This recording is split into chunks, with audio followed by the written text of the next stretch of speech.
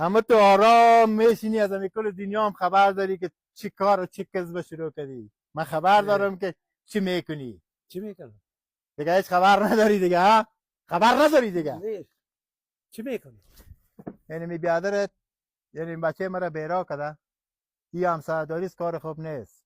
این بچه مرا بیرا کده، یعنی منطقه کل جای دوزی میکنه. فکرت باشه که این بچه مرا کتازو نمانی که ما غریب مردم هستیم، مزدوری گپ نداریم. تو خودت بچه تنم. یعنی پیسه هست که امشب کار کردیم.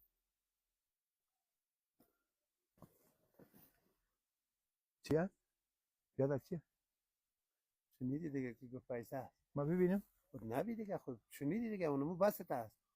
برم بچه تا کاری که جای نره که تزی نگرده که با خدای نخواسته پیسه دار نشه. خیر است، خیر است. هم بچه مرم کردیم بیادرت نمی کار بگی بسیار حال روزم خرابه. امیال دستی گفتی که تزی نمانش. وان که میال روز خود ما خراب است، ما ایزر جور شیم با سریزه کد به شما میته. حالی اگه بعدان ما برآمد دیگه خیر است، امر کردم بگی نمی کار بگی. نمیگیره. بگی که روز ما خراب است بگی. تو را نمیکنم من. اگه نه با خرابت میکنم. هر چی که میکنی بکن. بچه تو جای پرتمت که روی هفته ما نبینی. بیخی و میار کاری که دستت میبود. ما دیدم کنه پیسه ها. خب دیره باشی. شما ما خوب هستش. میشه یا نمیشه؟ روزگار تا خراب میکنم. میشه؟ نه. ها؟